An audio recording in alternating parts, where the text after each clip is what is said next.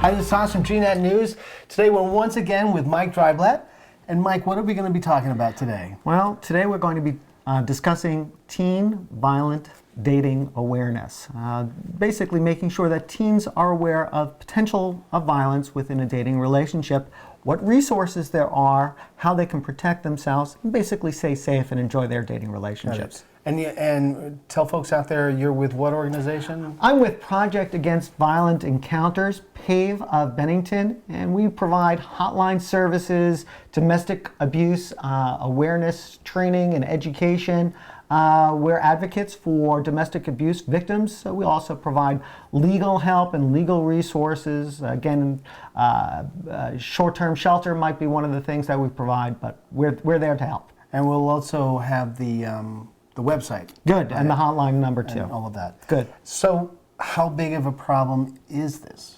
Well, what we're trying to do through our awareness is make sure that it's not that big of a problem. Right. One of the things that we know is that somewhere around half of all college-age females are subjected by the time that they're in college to some form of dating relationship violence. We know in high school... How many? About almost half, 43%. Some form of hitting, slapping, verbal name calling. We know 1 in 3 high school students, 1 in 3 high school females have been coerced or somehow forced or somehow been victimized in high school. And so these are dramatic numbers, and we have to make sure our students, our children, are protected and aware. And this happens in intimate relationships. For many of our children, this is their first time dating. They're not sure, is this love, is this not, is this flirting or is this hurting? Are they taking care of me or is this unreasonable jealousy? Do they care about me or is this stalking behavior? This is new for many of our children, and so figuring out what the rules of relationships are is not easy. Now, is it the males that are doing it? Is the females doing it to females? Are males doing it to males? I mean, in these relationships, I guess who's the biggest aggressor? Well, we do know that it can have, males can unfortunately abuse males, females can abuse females.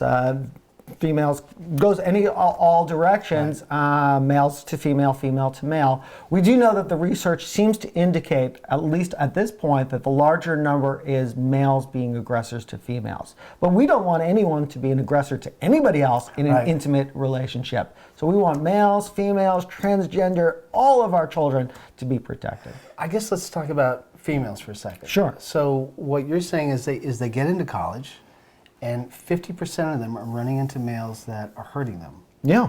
You may meet a person in one circumstance, and they can be behaving in a certain way in that right. circumstance. In a different circumstance, they might behave totally differently. For example, I may meet you and we know each other from class. Right. In class, you're a fine person. Right. But I don't know how you're going to act at a party. Or I don't know how you're going to act when I'm alone with you in a car. That's a different environment.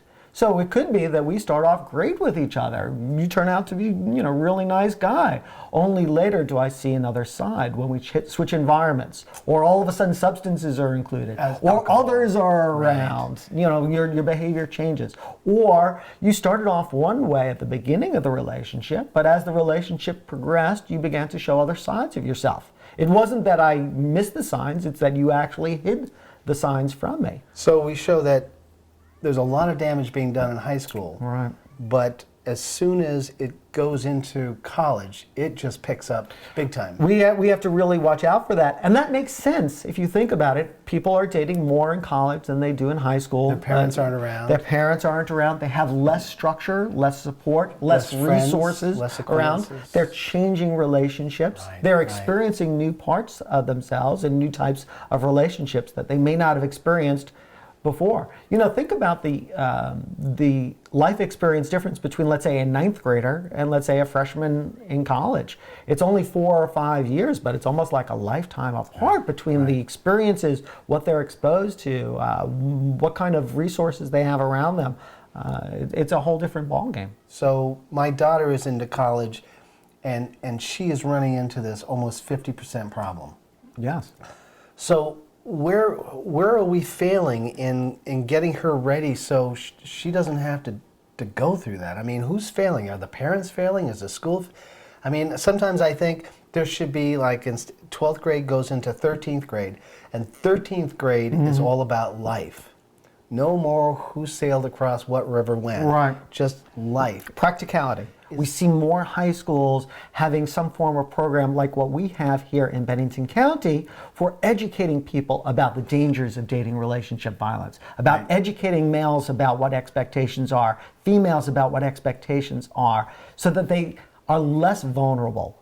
We're actually doing it right. We're giving them that information, often before they're actually starting to date, so that they can go in with that kind of inoculation of information beforehand, so that they actually can be better prepared to be a full and complete partner. Now, as in our last segment, we talked about bullying. Yeah. This seems to, once again, to be wrapped with those individuals, or is it really two different types of individuals now we're beginning to talk about? Well, we do see bullying is not the same as dating relationship violence, although they do have some similarity. Both have to do with power and control issues, and the inappropriate showing of power and control.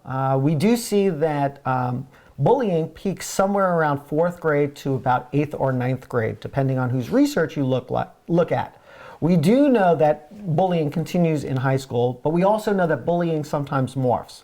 Instead of guys pushing guys into lockers or girls being mean to each other, it's now I'm controlling what my boyfriend or girlfriend wears or who they talk to. It becomes those early signs of dating relationship abuse, dating relationship violence. So it just sort of morphs into how is that controlling behavior showing itself. Both are inappropriate and both need to be addressed. Are we making a difference, or are we still seeing awful numbers in college? We don't have that great of research to say what happens. We could probably do a better job on tracking some of that information, and that might be something that we look at in the future. What we do know is by getting into the high schools, by getting into middle schools, and even elementary schools at an earlier age, it makes it less likely that they'll be targeted. It makes it so that they're more likely that they'll know where their resources are, that somebody has talked to them, that they've had at least that inkling put into their head, this is not appropriate, this is not what should be done, I should look for resources and a way out. As opposed to maybe before, where student, I don't know much about relationships, I might think that this is what is normal. Now we also know that not all of our students go to college. Some go into the military, some go into the workforce. Right, so it's all over the place. So we need to not only take care of those students who may be experiencing dating relationship abuse in college, but what happens if they're in the military? What are the resources I can use? If I'm out in the community, where can I get that information? If I'm no longer living in Bennington County, how can I find who do I go to and how do I access information? So we're not just preparing for college, but we're preparing for careers, we're preparing for military, we're preparing for people who leave the geographic area so that they'll have resources and an ability to make sure that they protect themselves.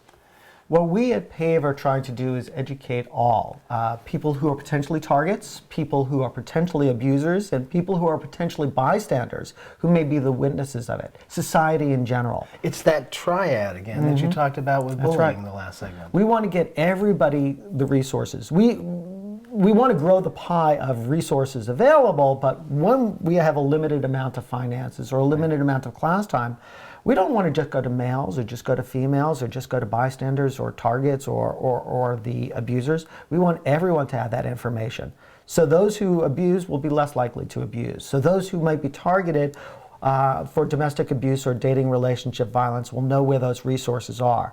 So those bystanders who may see or witness or have a friend or a neighbor who's experiencing this will know how can they help and be an ally and help somebody who's in that circumstance. Know what community resources are even available. Right. Where do I even direct them? And of course, that's why we have the hotline information and the website information so people will know where they can go for resources. When you look at us as blind parents stumbling through the dark, holding our children's hands, saying, I'm trying my best, what can you tell parents that might help them feel like, it's... For those parents who feel like they're stumbling, you're not stumbling nearly as much as you think. You're actually doing a pretty good job. One of the very important things we can do is be good role models, of actually live the life that we're expecting our children to live, to show them how positive relationships actually are, to live those relationships. If we experience frustration, show them how does one relieve frustration in a socially positive way. If one finds themselves in a negative relationship, how do you get yourself out of it quickly? We have to be those role models. We have to be involved in our children's lives. If we want them to talk to us when they're 16, we've got to talk to them when they're 16 months old. Yes. We can't start like, at 16 years old. We've got to start young, having these conversations, making them feel comfortable. Parents are doing a better job than they sometimes think that they are, by being open, by being accessible, by knowing their community resources, by setting good models, being good role models of relationships. These are all things that help. Okay. Thanks again. Pleasure to be here with you. Us. Thank you so much.